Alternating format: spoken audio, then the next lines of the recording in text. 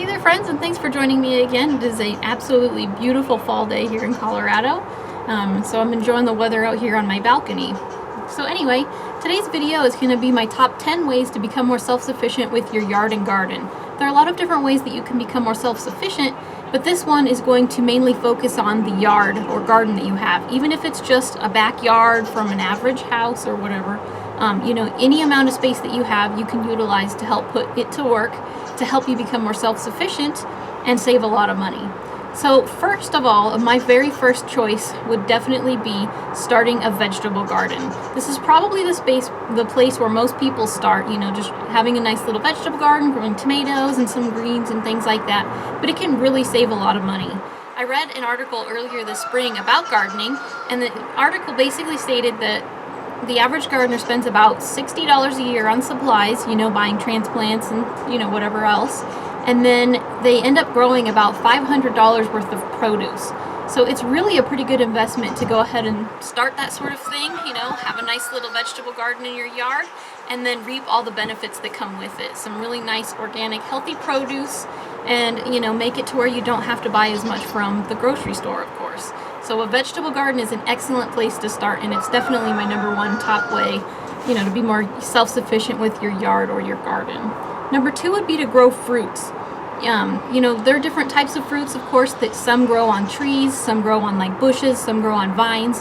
And so no matter how much space you have, it's almost always possible to at least grow something, depending on whether or not you have a nice little wall you could grow some vines up, or a fence you could grow some bushes up against, or even a few semi-dwarf trees. You might be surprised at how much produce, how much fruit you can really get off of a semi-dwarf tree.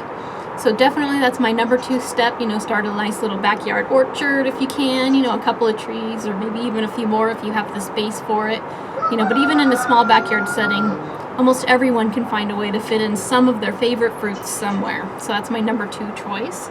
Number three would be to grow some herbs and spices. And again, you might be surprised at how little space it really takes to grow spices and herbs.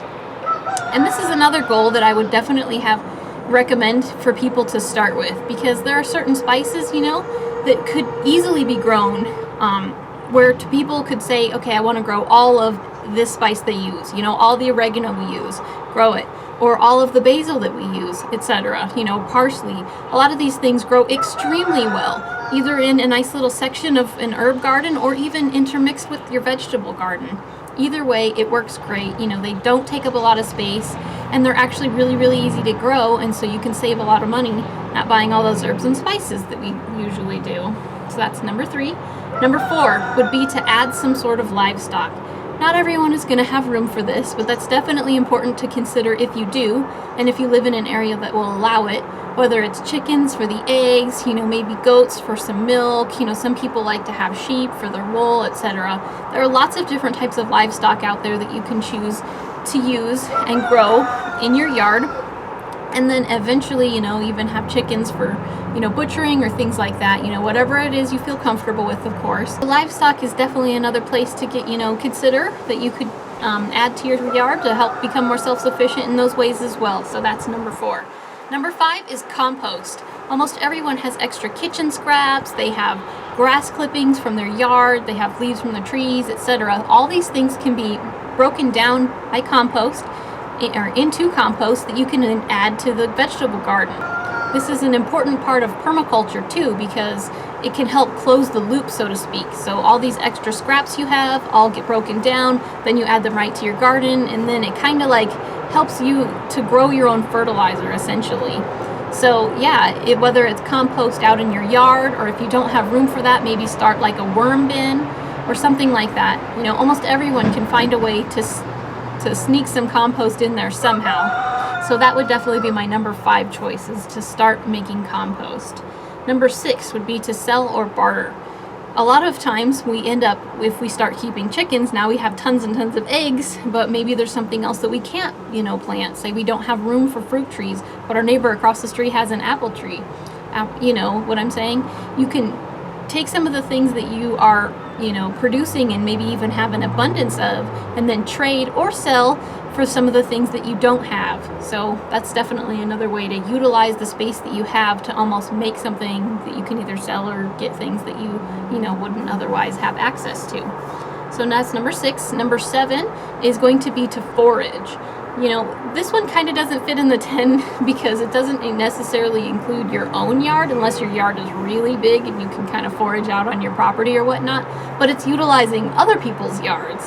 So I know here where I live, a couple of streets down, there's this huge patch of dill that these people have grows next to their vegetable garden, but it's actually in the alleyway. So if I really needed dill, I could go over there and harvest some of it. Or this vet clinic that is across the street.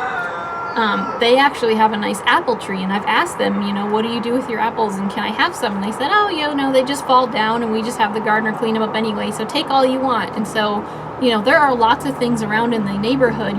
Here north of me, there's a guy that has like 3 or 4 peach trees, and I've asked him about his peaches. So yeah, there's lots of different places in the neighborhood that you would be surprised what you can find just by going out and looking, and then just being neighborly. And again, you may have to sell or, trade in order to get some of these things, and some people may not even want them, and so they'll just say, hey, pick all you want, and then you get it all for free. So yeah, foraging using other people's backyards can definitely be another way that can help you become more self-sufficient as well. So number 8, plan around what you have available and cook. This is really important because this is a step that I see a lot of people skip sometimes because we live such busy lives. And I totally understand, I'm not trying to be mean to anyone out there, but when you're growing all these eggs and you have all these garden produce, and you have all this stuff, and then to go out to a restaurant and cook and not cook, it kind of defeats the purpose a little bit.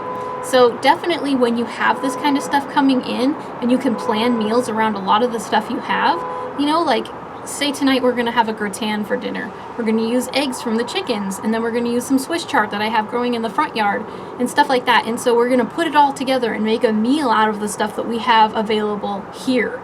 So definitely this is an important step.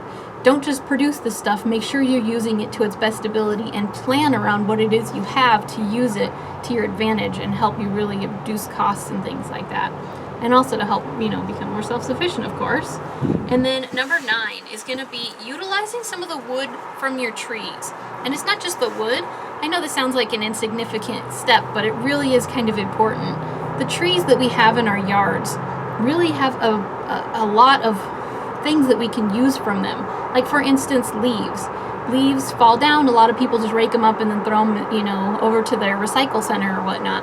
Well, leaves make really good bedding for animal houses. So instead of buying like pine shavings or things like that you would line your animal beds with, save those leaves and put them in your chicken house, and they'll have a nice warm place to be in the winter time, and they'll have a nice soft nest to lay their eggs in or whatnot. So you can really use those leaves for your animals. A lot of times goats and things like that will eat them if you're allowed to keep them, so you can really utilize those to your advantage.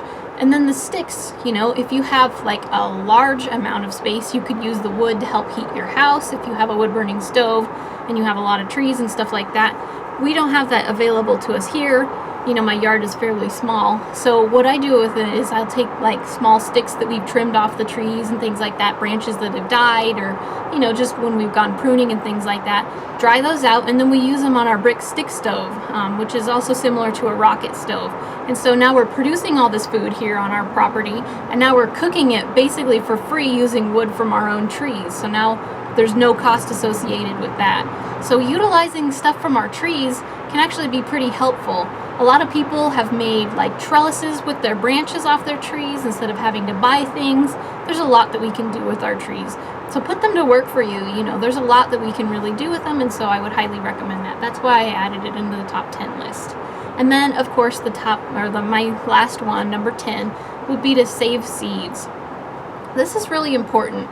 This is kind of a skill that seems to have been forgotten a little bit, and it's just now starting to come back. But for years and years, all the farmers would grow a big crop of something, they would grow a big field of wheat, they would harvest the wheat, they would use, 90% of it for grain and, making breads and things like that, and then save that last 10% to sow back in the field, and then grow their next crop, and then they would save those seeds again and just replant every year based on the seeds that they were able to get each year. Well, nowadays it seems like people just go to a store and get a packet of seeds, and that's a good way to start. But then after that, you know, when you have the seeds start to come available, just save them, write them down what they are, save them yourself, and then you won't have to continue to buy seeds. So you can reuse, you know, the plants again and again and again. You know, the next generation grows up, produces seed, you save it, and so on and so forth. So this is really a good sustainable way to become more self-sufficient, so you don't have to buy those things from the store. So anyway, what of these are you doing? I mean, are you on number 2? That's a great start. Definitely. Anywhere you can start is good. Can you do 5 of these? Maybe you have a smaller yard and that's the best you can do. That's excellent. Is there anyone out there who can do all 10 of them? Anyway, share with me. I would love to hear your story and where you're at with your journey. And thanks for joining me. I'm Frugal Green Girl, and we'll see you next time.